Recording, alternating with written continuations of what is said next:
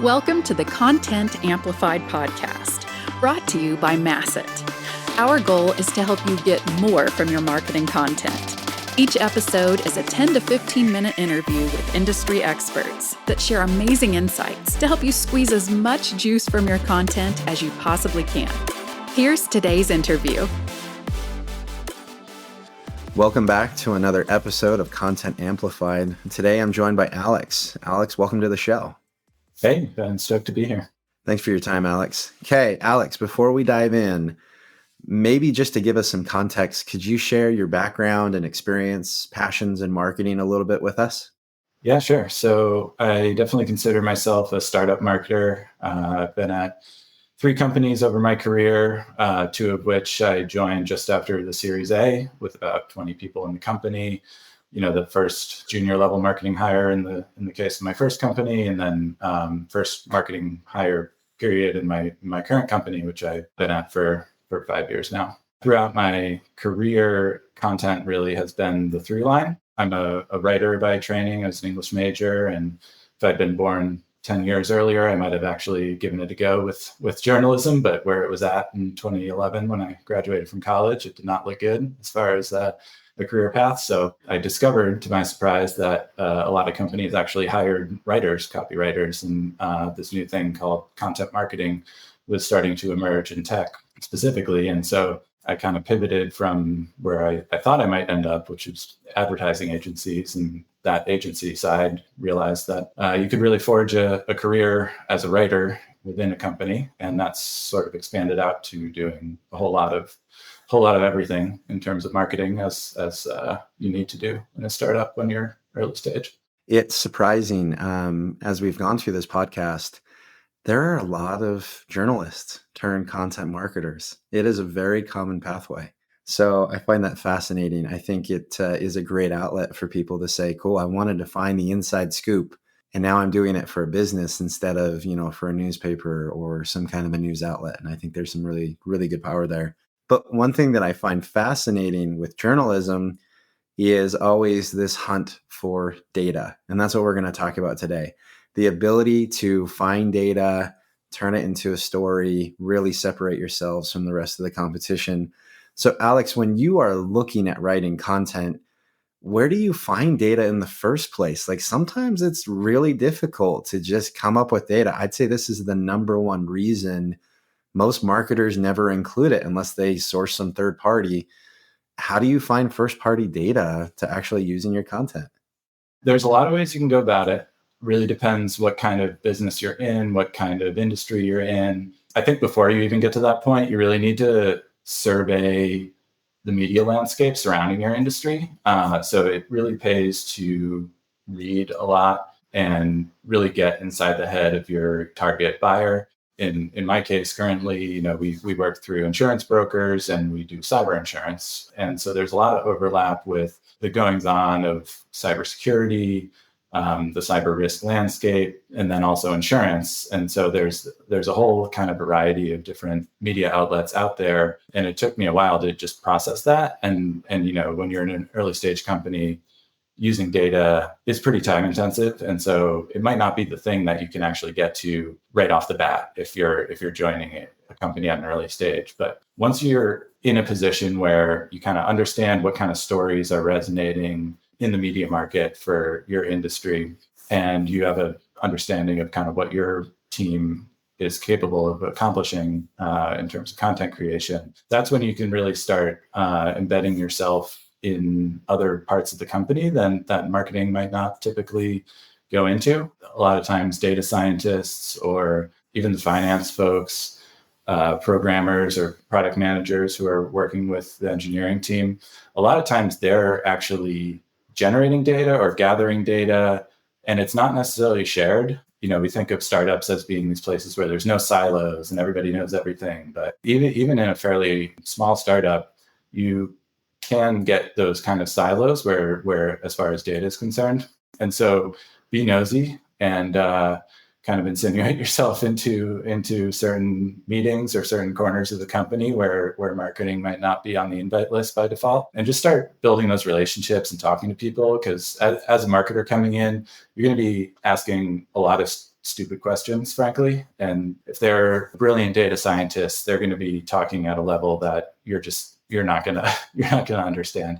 So you're going to have to be asking them to explain it to you like you're five over and over again, testing their patience. And a lot of times they're really happy to do it because they're excited that someone's interested in the work. But yes, you'll need to poke around and find those little pockets of interesting work that are happening, because that's really kind of the vanguard of whatever industry you're in. The product will be kind of the front end manifestation of all this work, but behind that, there's some insight or some kind of deeper data work that is, leading the leadership of your company to believe that they have an edge, or they have some key insight that's going to make the company successful. And so if you can really tap into that at the core, then that's where the best source will be for your data. In my personal experience, there's a lot of times when I'll talk to the engineering team or product or all these groups you're talking to, and you know what, it takes some effort to track data. And if they don't have a reason to track a specific data point, it's not going to improve the product or something like that. Their leader hasn't mandated it. They often aren't. And sometimes you just saying, hey, the industry wants this data, and I'm guessing you can get it. Any chance that you could start grabbing this for me, and here's what I'm going to do with it. Like an internal sales pitch, you can get people to say, oh yeah, like I can get it. I don't have it today, but it wouldn't be that hard for me to do this or that, and start collecting it and share it with you. So giving them the excuse, I think, is super helpful. Exactly like you said, they're happy to do it. It's easy for them. They're like, oh, no big deal. I can just, oh, you need it cut a different way? Sure.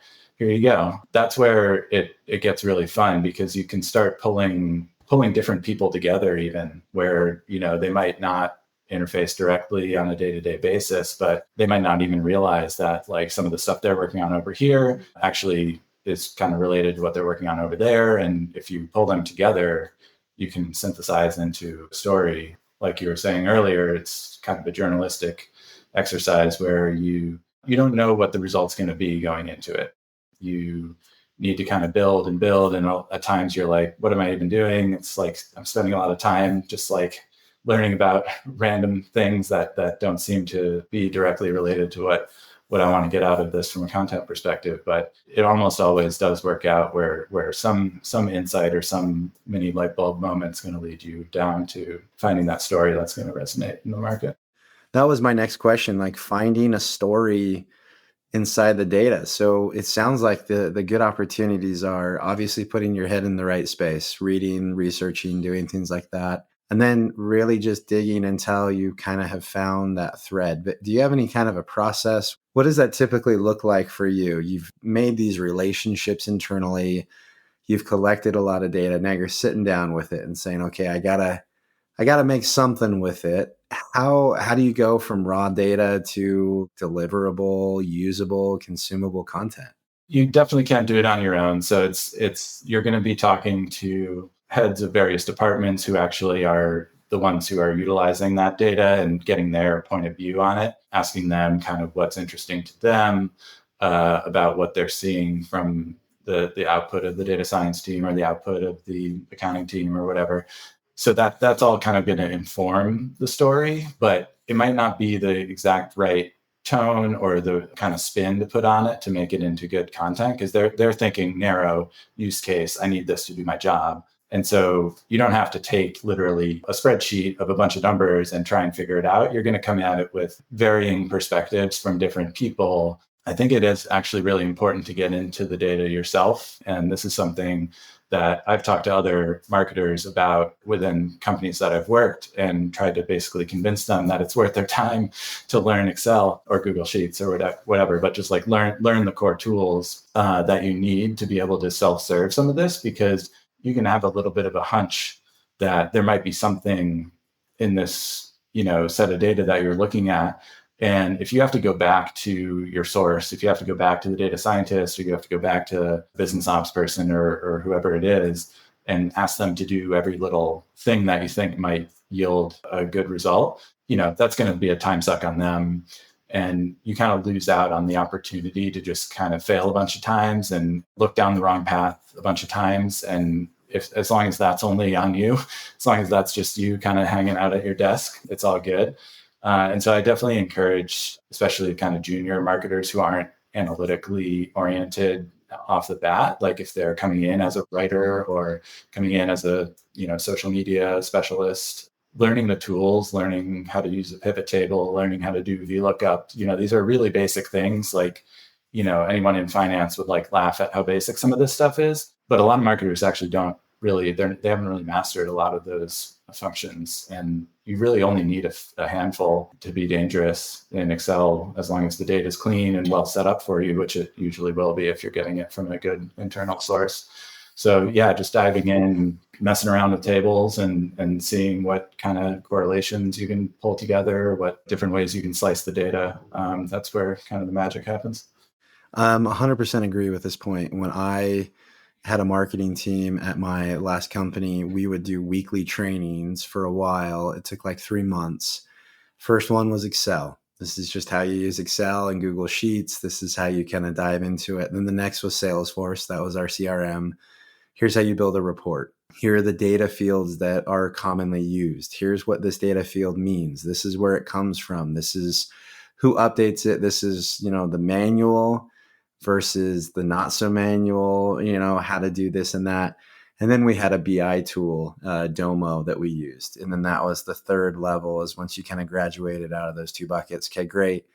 Now we're going to pull in data from multiple sources and multiple tables. And here's how you build a card and a chart. And here's how you ask questions and display it and things like that. It makes a world of a difference. I know a lot of marketers, there's, I think, two realities that we kind of have to accept. Is number one, we're getting closer and closer to sales every single day. Marketing's tied to revenue. It's just inevitable. It's been happening for years. It's going to continue to go that route. Be comfortable having a revenue target. And then number two is you have to be able to consume data. You have to create a story from it, like you're talking today, Alex. And you're going to have to be able to report using data. If you can't tie what you're doing to data, it's going to be real hard for you. And I think this is the extra step. This is so cool, this process to say, now I know how to get the data, and now I can build a story, and now I have something unique to say. It just kind of rounds out all the responsibilities all as a whole. And I think that's super impactful. I love it. I think that's a skill set that everyone's going to love to learn and absolutely has to learn for sure inside of marketing. Well, Alex, as promised, this has gone by super quick. It's amazing how fast 10 to 15 minutes fly. Alex, if anyone wants to connect with you online and, look at some of the content you've created or ask questions or whatever it may be, how can they connect with you online? Yeah, I'm on LinkedIn. Alexander Pinto is the name to search there. Happy to talk to anyone about content marketing. Perfect. And Alex, thank you. It's late at night. I could see your whole outside when we started filming, and now it's completely dark. So I appreciate your time. Thank you for everything. We'll have to have you on the podcast again. Really appreciate the time. Happy to do it. Thank you. Thank you for listening to the Content Amplified podcast. Please subscribe and leave us a review. And for additional ways to get more out of your content, visit our website at getmasset.com. That's getmasset.com. And tune in next time to the Content Amplified podcast.